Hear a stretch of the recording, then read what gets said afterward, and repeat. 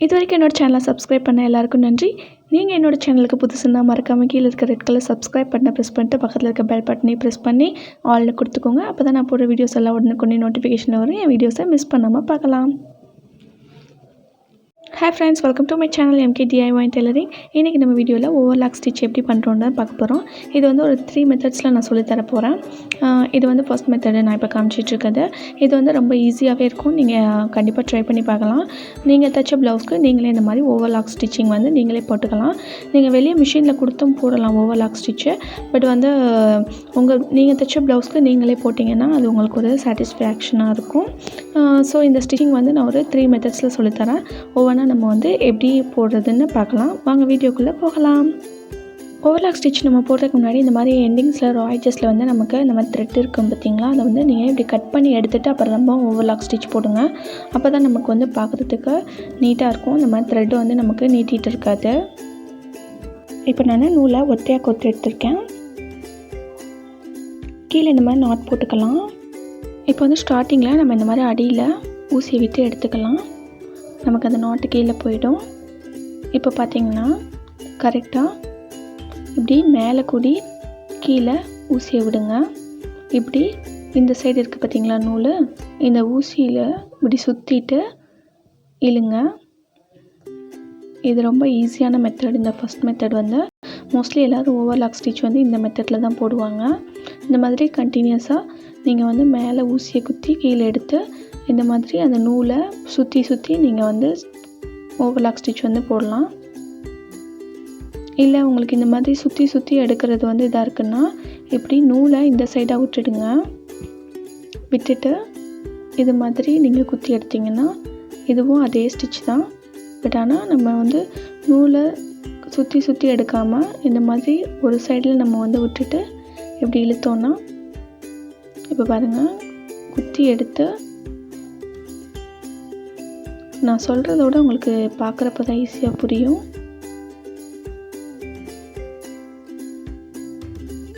அவ்வளோதான்.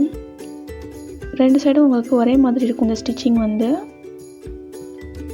இது வந்து இப்போ செகண்ட் மெத்தட் நம்ம பார்க்குறோம். சேம் தான், மேலே கூடி கீழே எடுக்கணும்.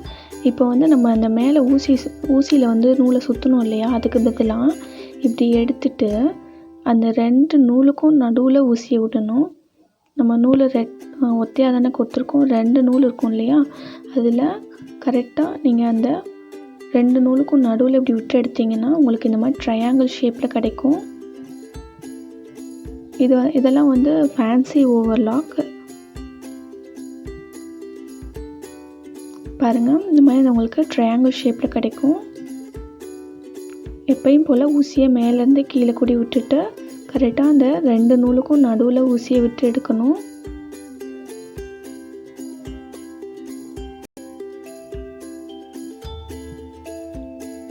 இது வந்து நீங்கள் கொஞ்சம் பொறுமையாக போட வேண்டியிருக்கும். பட் ஆனால் ட்ரையாங்கிள் ஷேப்பில் இந்த மாதிரி நல்லா அழகாக கிடைக்கும். இப்போ நம்ம பார்க்க போகிறது வந்து தேர்ட் மெத்தடு.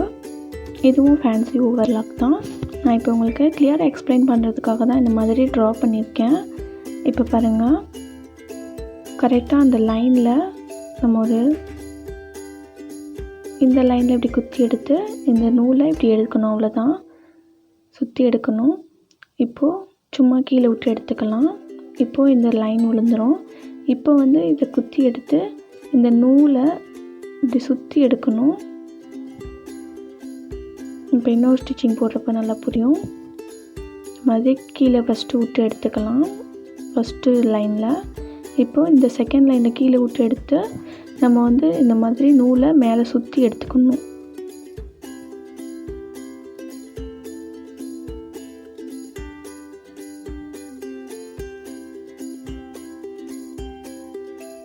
இதுவும் உங்களுக்கு வந்து பார்க்குறதுக்கு ட்ரையாங்கிள் ஷேப்பில் வந்து கிடைக்கும். ஆனால் இது வந்து 2 சைடுமே இந்த மாதிரி ட்ரையாங்கிள் ஷேப்பில் இருக்காது. இன்னொரு சைடில் வந்து உங்களுக்கு லைனாக இருக்க மாதிரி இருக்கும். பட் ஆனால் இந்த ஓவர்லாக் ஸ்டிச் வந்து உங்களுக்கு நல்லா அந்த த்ரெட்டெல்லாம் வெளியே வராமல் நல்லா ஸ்டிஃபாக இருக்கும்.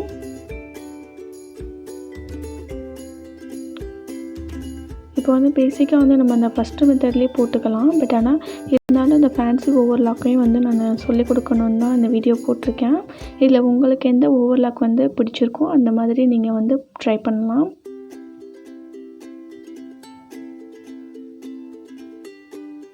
பாருங்கள், பின்னாடி லைனாக இந்த மாதிரி தான் இருக்கும் நமக்கு. இப்போது எனக்கு இந்த மாதிரி வச்சு போடுறதுக்கு கொஞ்சம் கம்ஃபர்டபுளாக இல்லை. இதோடு நம்ம வந்து குட்டி குட்டியாக போட்டுக்கலாம். இப்போ நான் ரஃப்பாக எதுவுமே ட்ரா பண்ணாமல் போடுறேன். இந்த மாதிரி குட்டி குட்டியாக போட்டிங்கன்னா பார்க்குறதுக்கு இன்னுமே அழகாக இருக்கும்.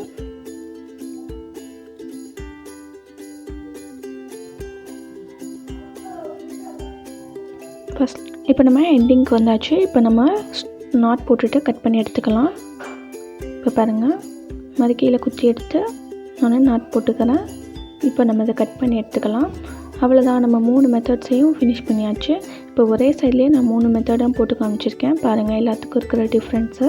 இது ஃபஸ்ட் மெத்தடு. இப்போ இந்த ஃபஸ்ட் மெத்தடில் வந்து 2 சைடும் ஒன்று போல் இருக்கும் பார்க்குறதுக்கு. ஓகே ஃப்ரெண்ட்ஸ், இந்த வீடியோ கண்டிப்பாக உங்களுக்கு ரொம்பவே யூஸ்ஃபுல்லாக இருந்திருக்கும்னு நினைக்கிறேன். உங்களுக்கு இந்த வீடியோ பிடிச்சிருந்தால் மறக்காமல் லைக் பண்ணுங்கள், ஷேர் பண்ணுங்கள், கமெண்ட் பண்ணுங்கள். மறக்காமல் என்னோட சேனலை சப்ஸ்கிரைப் பண்ணுங்கள். இந்த 3 ஓவர்லாக் ஸ்டிச்சில் உங்களுக்கு வந்து எது ஈஸி அண்ட் சிம்பிளாக இருக்குன்னு நினைக்கிறீங்களோ அதை வந்து ஃபாலோ பண்ணிக்கோங்க. ஓகே ஃப்ரெண்ட்ஸ், தேங்க்ஸ் ஃபார் வாட்சிங் திஸ் வீடியோ. டாட்டா, பாய். இன்னொரு வீடியோவில் பார்க்கலாம்.